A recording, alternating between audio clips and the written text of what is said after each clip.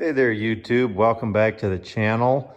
It is the next day from part one here. This truck's all dried off, all done dripping and everything. So we're gonna go ahead and get working on it and start disassembling some of this extra stuff that's in the way here, so we can get down to the injection pump and so we can get it out of there. And then we're gonna have to time the engine first before we pull the injection pump. But we're going to try to get some of this extra stuff out of the way so we can kind of see what we're doing here. So that's what we're going to start working on right now. If you haven't watched part one of this series, go ahead and go watch that. I explained a little bit about the project we're working on. It's a 1992 Kenworth T800 with a 3406C Caterpillar engine in it, with a PEEC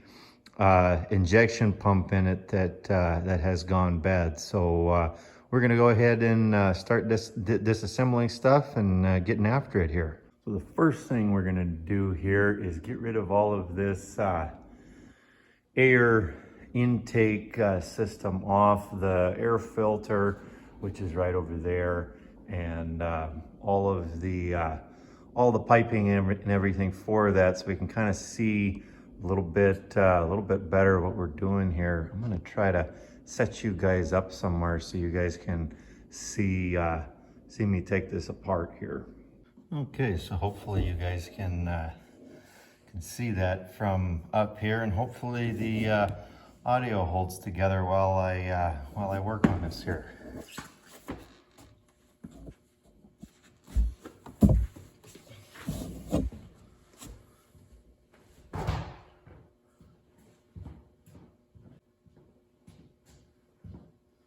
Okay, so hopefully the audio holds together while I'm working on this. Hopefully you can see what it is that I'm doing here. So we got to take all of this assembly off, and so we can kind of get a little bit better access on that side of the engine and be able to kind of move around a little bit. And when it comes time to lift the pump out, we're going to have to run a chain or something down over here so we can lift the pump and slide it out of where it's at there.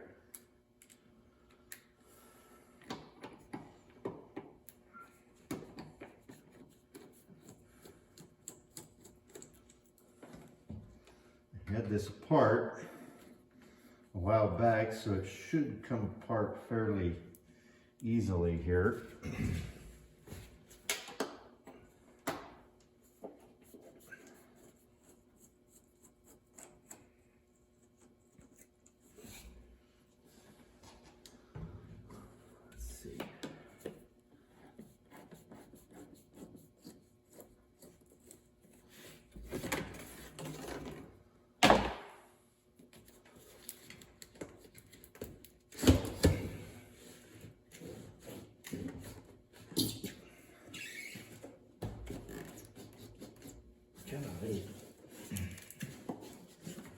There we go. Get that piece off.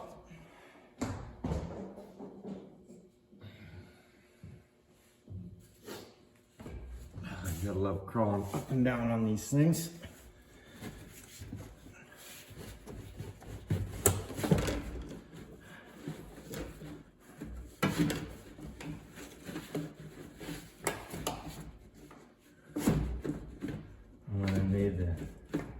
Get a screwdriver to pry that apart over there.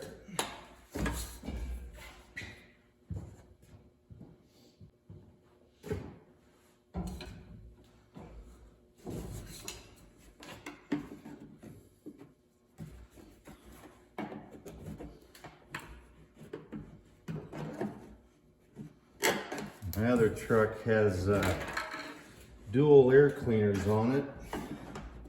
Makes this job a little bit easier, at least in my opinion, to get off. Let's see if we can get this piece, there we go, get it off.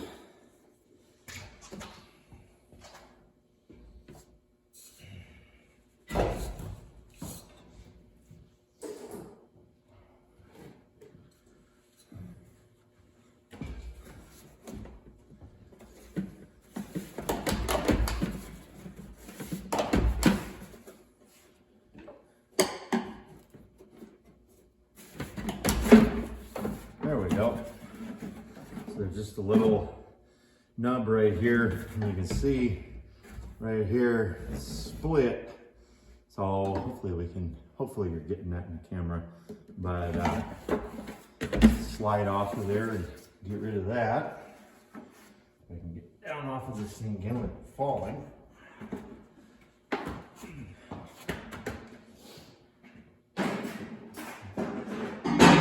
Okay, I think what is that? Looks like a 5/8 or 9/16 wrench there, and 1/2 inch or 9/16 bolts that hold this assembly via these straps to the top of the engine here. So I'm gonna go grab some more tools.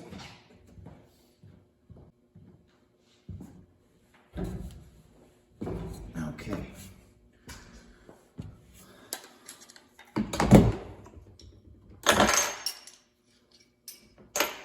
See if we can pile these tools up so they can fall everywhere. I just went ahead and grabbed a adjustable wrench. There we go. To do that instead. And that line is in pretty rough shape. We're probably going to want to replace that. Yep, we're going to want to replace that before that goes back together. That is not looking too good. So is that 9/16? No, it's 1/2.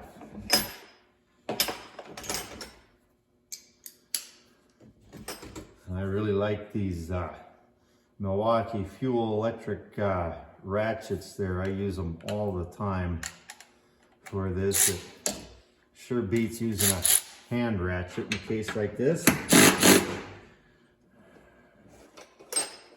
Backup wrench.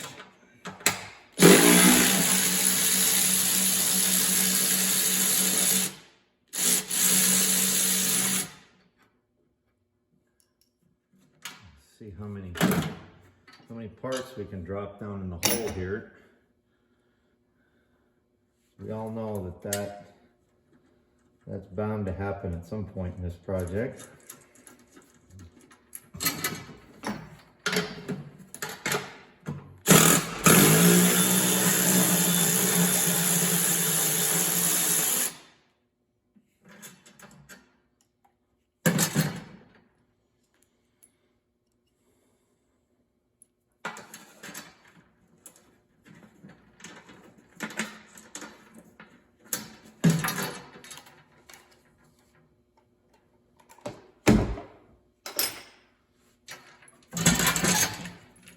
I'm just going to bend these out of the way. Get that out of the way.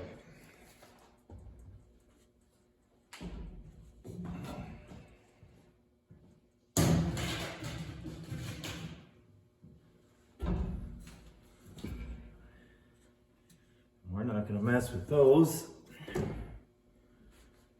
I think we're just going to leave that for now. I think it's out of the way. At least now we can kind of see what it is we're doing on that side of the engine. So I'm going to grab you guys and bring you down over there. Okay, so we're back down on this side of the engine now. And I think we're going to go ahead and try to get some of these, this wiring harness and all this business moved out of the way here. There's probably no sense in watching me disconnect wires and move stuff out of the way. So I'll probably shut the camera off and start it up when I get to something a little bit more interesting here. Okay, so I've cut a bunch of zip ties on wires and hoses and all that sort of thing. So one thing to keep in mind when you're going to tear something apart is make sure you understand where everything goes. You don't necessarily need to understand what everything does, but make sure you have an understanding of where it goes, mark it, and so that way you can put it back together. And if you can't mark it, take your phone out and take a picture or camera or whatever. I use my phone to take pictures of a lot of different things that I've worked on, so that way I know how it goes back together and what it's supposed to look like, and where what is supposed to go where, if that makes any sense. I've kind of self-taught myself, so I don't understand where a lot of things go. I've worked on Cat engine before, but never a C model. I know that, I believe this line is the fuel supply line.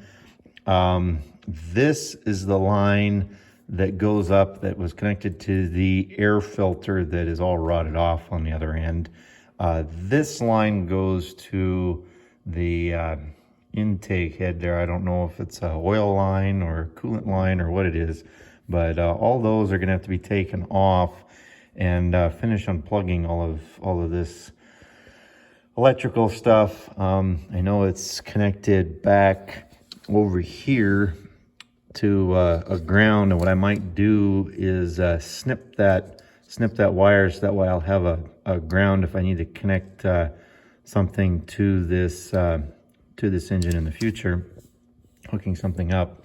So and I think once we do that, I got to break the fuel system, which that's always fun with these Cat engines. They, at least the ones that I've been around, they've been a bear cat to prime.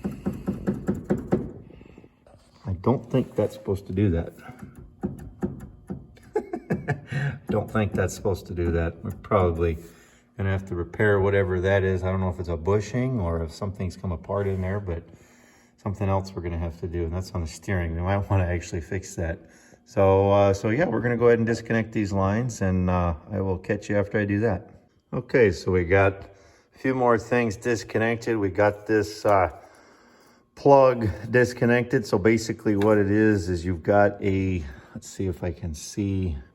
Oh, I put it up over there. So there's a plug there, and there's a bolt that you have to unscrew as an Allen head cap screw, basically, and it screws into that plug, thus connecting the two plugs together.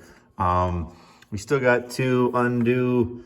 There's 2 bolts here and 1 down below. I got these loosened up here. I got to do 1 down below, and then I can get this computer out of there, so I can get this plug. This plug has the same style as what this does, but I can't get the Allen wrench on that to get that disconnected. So I'm going to try to pull the computer out and get it kind of out here in the frame where I can work with it and disconnect that. So I'll show you that in a second here. Okay, so we finally got this computer out. You can see it sitting over here. So there's those studs sticking out of the engine block in those 3 locations that we had to undo.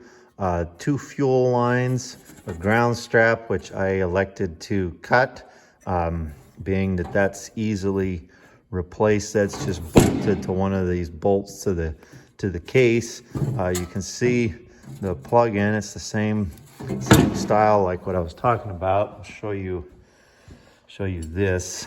So there's basically, you can see a little Allen head cap screw there, and that screws into, basically, I'll show you the different plug. It screws in basically there. This plug doesn't screw into that one. This one goes to the computer, but it's the same style. So you have to get an Allen head in there, and as you can see, that's a lot of fun to get in there and do, and that thing's down in the hole where it was. So we got that out. Now we got to figure out where this wire loom goes so we can disconnect that and pull this whole harness out of the way here, because we do not need that anymore. And what do you know? Now we can actually see down in there to time the engine to get it on top dead center, so we can remove the injection pump here. So we're going to go ahead and continue disassembling stuff here. So I was just looking at this a little bit closer, and when I said that this was the supply line right here, this fitting, I was inaccurate in saying that. Looking at it a little bit closer, down around here you can see there's a fuel filter. This is the outlet. The inlet is on the other side of the fuel filter. So this line goes down below to a lift pump, comes out of the lift pump into this line here. This line went into the computer, came out of the computer in this line, came through into the filter here, the secondary fuel filter, and then back down and into the pump. So this was a return line, not a supply line. We'll have to remember that when we go to hook that up, because you don't want to cross those. I did that once on another truck, and that was a lot of fun. I could not get it to run and couldn't figure out why. And once I figured out what I did, it ran fine. So I just figured I would show you that here. Okay, so in chasing that wiring harness, it goes down underneath the injection pump and comes up on the other side of this front nose piece. You can see some of the wires down in there, and there's a cover that is there, which is a lot of fun to get off. Which bolt was it? This one right here was a lot of fun to get off, because you can't get a socket on it down in there.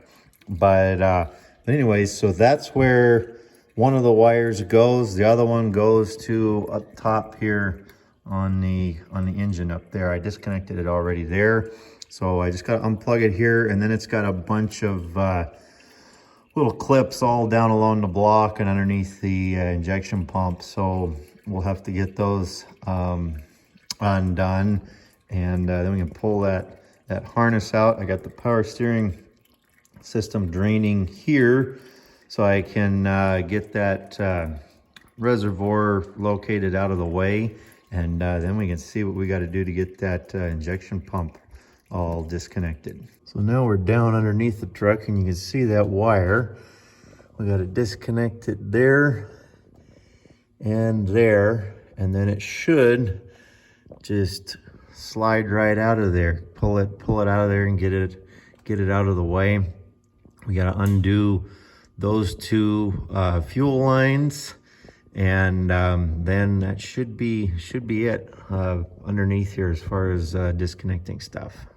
So as you can see, we've got a few more things disconnected here. I went ahead and took the fuel lines off of where the fuel filter was there, along with the fuel filter, just to get a little bit more access around this area. You can see it's starting to open up in here. Got the fuel lines disconnected down below. You can't really, well, you can kind of see it down there from the lift pump. The lift pump is right here, and the fuel lines there, I had to disconnect. The smaller one I'm gonna have to replace, because it went to the computer, and then the computer went to the filter, so I'm gonna have to replace that. But the large one appears to be in good shape. So the injection pump, aside from the injection lines, is ready to come out of there.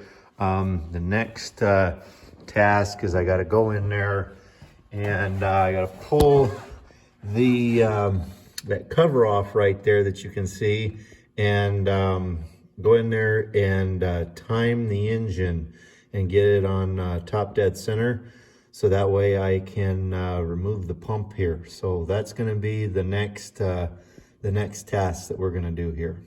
Okay, so to find top dead center on this engine, I'm in the 3406B CAT service manual. Is a used manual that I've had for a while. And it is in section 3 on page 20. It describes how to, let me see if I can get this so you can see that there.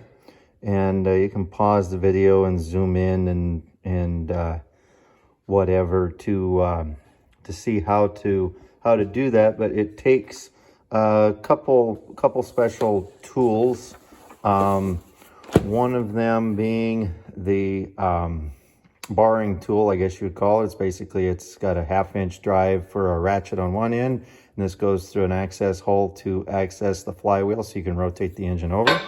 And I do not have a part number for that. And then this is the pin that goes into the injection pump to pin time the injection pump. And let me see if I can get this over here in the light. Which end is it? There's the part number on that. So what you do basically is you pull a access cover off, and there's a longer bolt on the engine. I'll go walk over here and show you. So down in there, I get a flashlight. So there's an access cover. There's one on each side of the engine. Supposedly, I guess is what the manual said. I haven't checked the other side. But you take that cover off, and that's where the barring tool goes in. And then one of the bolts is longer than the other that holds that cover in, and it goes in the plug that's right to the left of that. And you basically put pressure on that while you bar the engine over, and once it falls into the hole, you then have to check the pump. And if you can slide the pin in the pump, which you basically put that pin through where that plug is on the side of the pump, and if it slides in, you're on top dead center on piston number 1. If that does not slide in the pump, but it slides in at the access cover in the back, you're on top dead center for piston number 6. So you got to bar it over revolution till you can get it on top dead center number 1. So we're going to go ahead and do that now. Okay, so I got the barring tool in the hole. I got the bolt in the timing bolt in the hole there, and it is sitting in the hole in the flywheel. There's a little hole that as you rotate the engine with the barring tool and that ratchet, you put pressure on that bolt and you will feel it drop into the hole in the flywheel.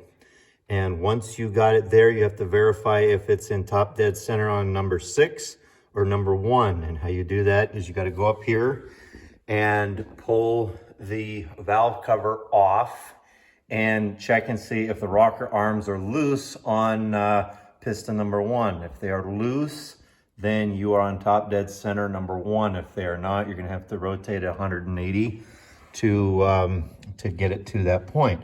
So now that we got it to that point, I'll have to look at the manual for how it, because you have to do a little bit different procedure from here to get the pump pin timed.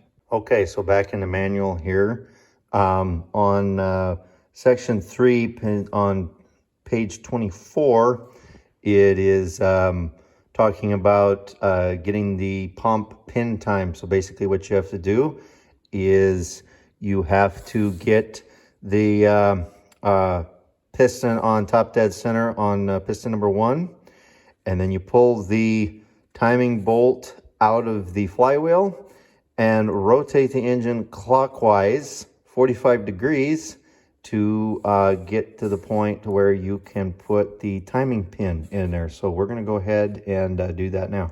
All right, so back over here at the engine.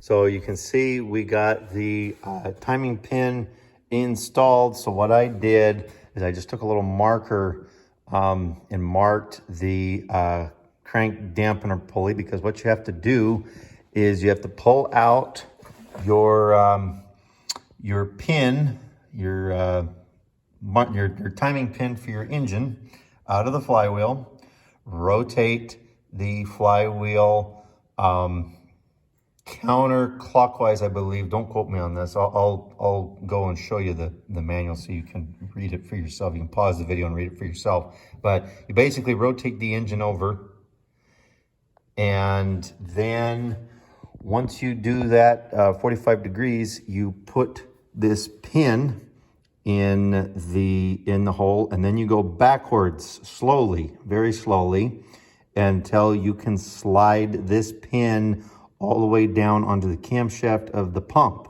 Once you get it slid down in there, then you very gently bar the engine over back to till this is stiff. You can see it's hard to get in and out of there. And basically the camshaft is touching this pin on the inside and kind of wedging it up in there. And once you do that, then you have to try and put your bolt back in up there. And if that bolt slides into the hole in the flywheel with the timing pin installed, the pump is pin timed, and the engine is at top dead center, your timing is correct. So we are good right now to go ahead and remove the injection pump. So to do that, we're going to first pull this nose cone piece off. It doesn't look like much like a nose cone because it's got all the electronics and stuff on it, but we're going to pull this piece off and see what's underneath. I think we got to pull off the timing advance on the front of the injection pump and get that pulled off. Once that is pulled off, then we can work on getting the injection pump unbolted and pulled off. And here we are back at the manual. So I will just slowly scroll over this so that you guys can look at it and read it. Pause the video and you can read it to know how to do this yourself if you're trying to do this. And here are the part numbers for the tools that I couldn't find on the tool themselves. The barring tool is a 9S9082 for a part number, and the timing pin for the pump is a 6V4186. So that's the part number for the timing pin for the injection pump, and the part number for the barring tool for the engine. And I'd highly recommend, if you're going to do this, that you purchase those. So as you can see, we got that nose cone removed. Here's what it looks like removed. This is the cover, and it's got, oh, that's the bottom. So it's got all the sensors and whatnot to control the timing. And you can see all the little arms and stuff on the inside there. And here's the actual unit itself. And those arms hook into this piece here. And these bolts bolt it to the gear on the injection pump. So now all we have to do, I believe, is remove, let me get a flashlight here. I think all we have to do is remove the outside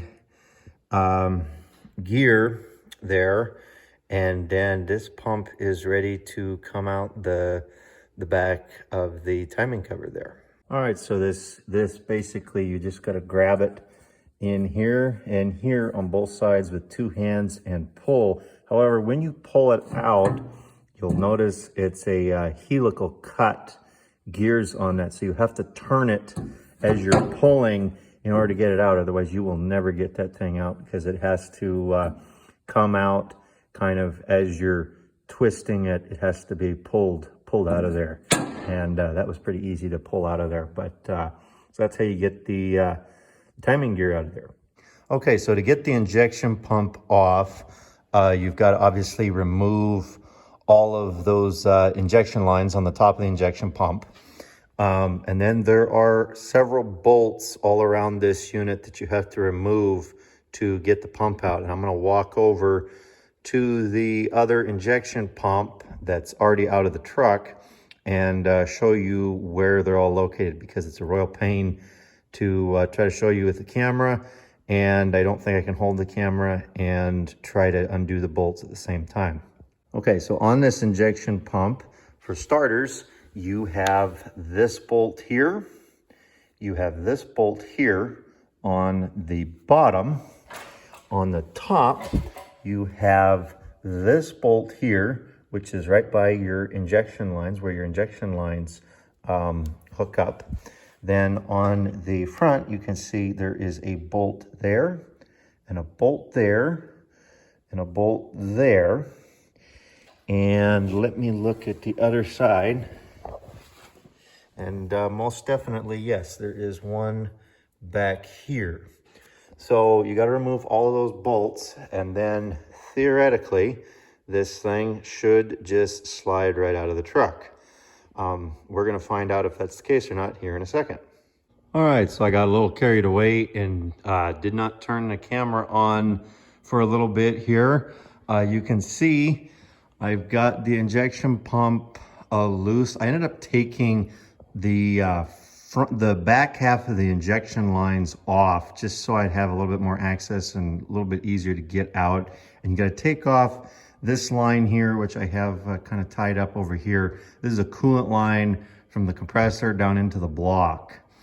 You have to take that off so that this will clear that, as you can see where it's sitting right there.